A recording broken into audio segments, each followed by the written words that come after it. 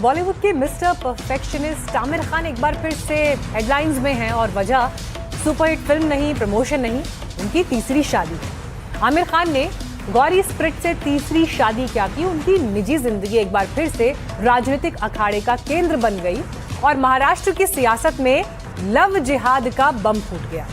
BJP के fire brand नेता नितेश राणे ने आमिर खान को सीधे लव जिहाद का ब्रांड एम्बेसडर घोषित कर दिया, जिसके बाद वारिस पठान से लेकर कांग्रेस और शिवसेना यूबीटी तक मैदान में कूद पड़ी।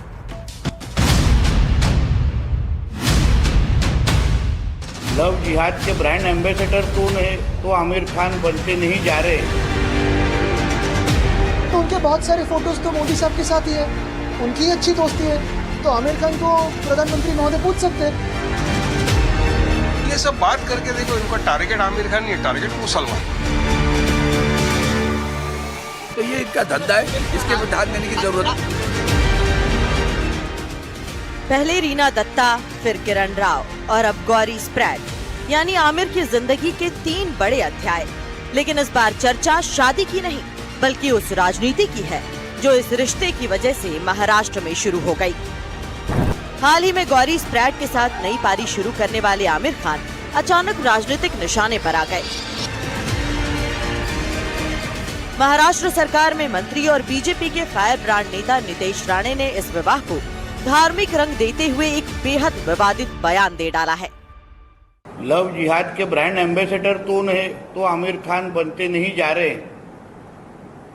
इसलिए हिंदू समाज ने और हिंदू युवाओं ने जो इनके पिक्चर देखते हैं, जो इनके मूवीज देखते हैं, उन्होंने सोच समझ के ऐसे लोगों को बड़ा करना चाहिए। नितेश राणे ने आमिर खान को लेकर लव जिहाद वाला सवाल उठाया तो राजनीतिक वार पलटवार शुरू हो गया।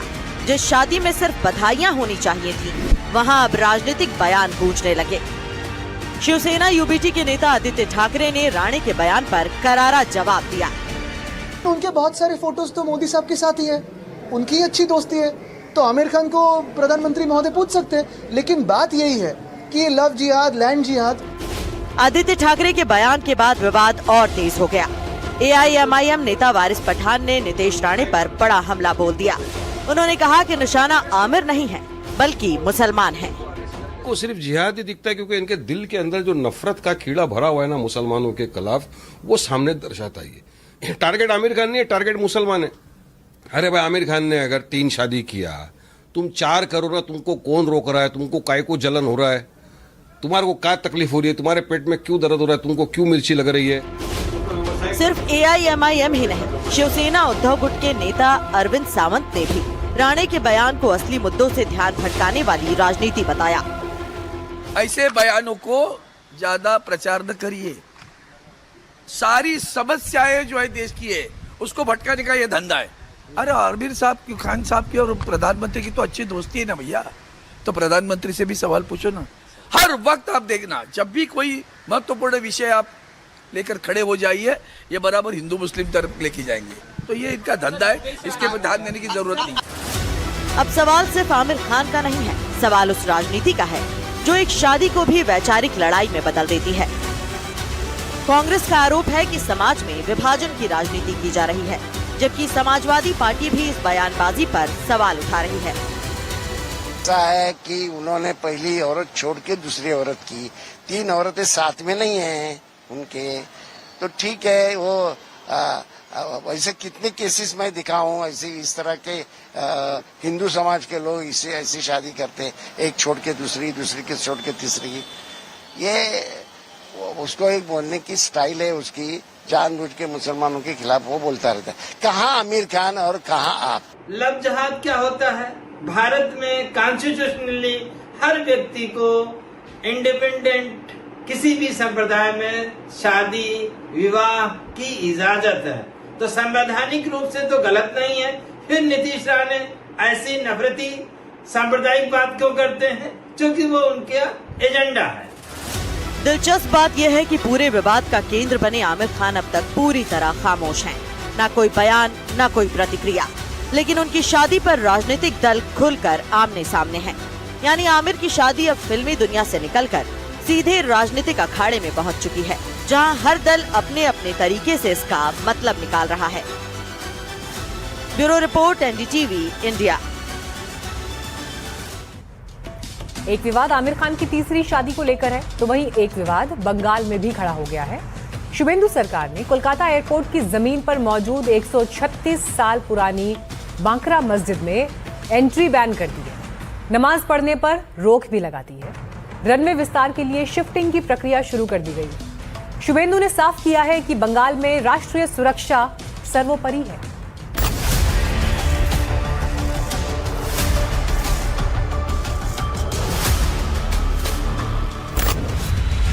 कोलकाता एयरपोर्ट के अंदर बनी एक 136 साल पुरानी मस्जिद को लेकर पश्चिम बंगाल में सियासत गर्मा गई है, जहां अब एंट्री के साथ साथ नमाज पढ़ने पर रोक लगा दी गई है और अब एयरपोर्ट पर रनवे विस्तार के लिए NSCBI ने शिफ्टिंग की प्रक्रिया शुरू की है।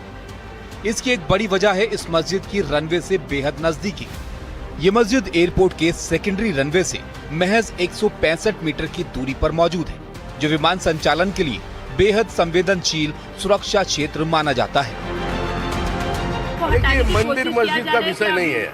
अगर वो मस्जिद नहीं होकर मंदिर भी रहता तो भी उसको शिफ्ट किया जा सकता है। जब विजिबिलिटी जीरो हो जाता है उस समय पश्चिम हमारा दमदम एयरपोर्ट में फ्लाइट लैंड नहीं कर पाते। एक्सपेंशन के लिए बहुत सारे प्रॉब्लम है। ब्रिटिश एयरवेज ने भी ये सवाल उठाया। तो हम लोगों को आधुनिक एयरपोर्ट चाहिए। हाँ, जो मस्जिद था वहाँ कोई औचित्य नहीं था। रनवे के अंदर जानबूझकर उसको करने दिया जाता था। उन्होंने नमाज भी बंद कर दिया है। मुझे लगता है कि वो जगह खाली कर देंगे वो लोग, कि रनवे का काम एक्सटेंशन हो और सुचारू रूप से चले। एयरपोर्ट के रनवे के बिल्कुल पास सामान्य आदमी आके भी वहाँ पर नमाज अदा कर सकते हैं। यानी कि जो पैसेंजर्स की सेफ्टी है, यात्री सुरक्षा, वो बिल्कुल जीरो। अब तक नमाजियों को बिना किसी कड़े बैकग्राउंड वेरिफिकेशन या बायोमेट्रिक पास के हवाई अड्डे के सुरक्षित हिस्से में जाने की अनुमति मिल रही थी, जिसे सुरक्षा के लिहाज से एक बड़ा लूप होल माना गया। कोलकाता एयरपोर्ट के ऊपर जो बांकरा मस्जिद है, उसकी जो एंट्री है यहीं से है। हर जब जुम्मे के दिन जब यहाँ पे नमाज देने के लिए लोग आते हैं, वहाँ पे CISF यहाँ पे पूरा सिक्योरिटी चेक करके आधार कार्ड देख के फिर ही लोगों को अंदर लेके जाते हैं। लेकिन कुछ दिनों से ये रेनोवेशन के काम के वजह से यहाँ पे नमाज अदा करना बंद किया गया है। दरअसल दमदम हवाई अड्डे के रनवे आधुनिकीकरण और विस्तार योजना में ये मस्जिद एक बड़ी बाधा बन रही थी, जिसकी वजह से दोनों रनवे का पूरी तरह उपयोग नहीं हो पा रहा था। लेकिन अब सुरक्षा और विकास को देखते हुए सरकार इस मस्जिद को दूसरी जगह पर शिफ्ट करने की प्रक्रिया पूरी कर चुकी है। हालांकि इस फैसले को लेकर बीजेपी और टीएमसी आमने सामने है। मैं जब स्टूडेंट था, पेपर में पढ़ता था कि दमदम एयरपोर्ट में एक मॉस्क है, जिसके कारण एयरपोर्ट की जो रनवे है उसको बढ़ाया नहीं जा सका। उस समय पढ़ते थे। किसी भी सरकार ने अपीजमेंट पॉलिटिक्स के कारण उसमें हाथ नहीं दिया था। तो आज हमारी सरकार बनी है। हमारी सरकार अपीजमेंट पॉलिटिक्स के ऊपर विश्वास ही नहीं करती। मॉस्क किसी दूसरी जगह पे बनाया जाएगा, तो इसमें क्या दिक्कत बड़ी बात है। मुसलमान जो वहाँ समाज है, उनका सहमत लेके ये मस्जिद के बारे में कुछ करना है, लेकिन ये लोग जबरदस्ती कर रहे हैं। मैं इसको खिलाफ हूँ। शुभेंदु अधिकारी बीजेपी सरकार जो कर रहा है वो जबरदस्ती है। कोलकाता अंतर्राष्ट्रीय हवाई अड्डे का स्थान बेहद संवेदनशील है, क्योंकि चीन और बांग्लादेश दोनों ही इसके पास हैं। यही वजह है कि सीएम शुभेंदु अधिकारी साफ कर चुके हैं कि पश्चिम बंगाल में राष्ट्रीय सुरक्षा सर्वोपरि है और महत्वपूर्ण राजनीतिक महत्व वाले इस हवाई अड्डे के गेट बाहरी लोगों के लिए खुले नहीं रखे जा सकते। हालांकि तृणमूल कांग्रेस इस फैसले के विरोध में है। तर्क दिया जा रहा है कि अचानक से नमाज रोकना और पास रद्द करना गलत है। एक तरफ मस्जिद पर विवाद जारी है, तो दूसरी तरफ पश्चिम बंगाल में गुंडागर्दी खत्म करने को लेकर आज से एक सख्त कानून लागू होने जा रहा है। इस कानून से पुलिस को किसी भी संदिग्ध को बिना केस के 1 साल तक हिरासत में रखने का अधिकार होगा। असामाजिक तत्वों की संपत्ति पर बुलडोजर एक्शन की कार्रवाई का भी रास्ता खुलेगा।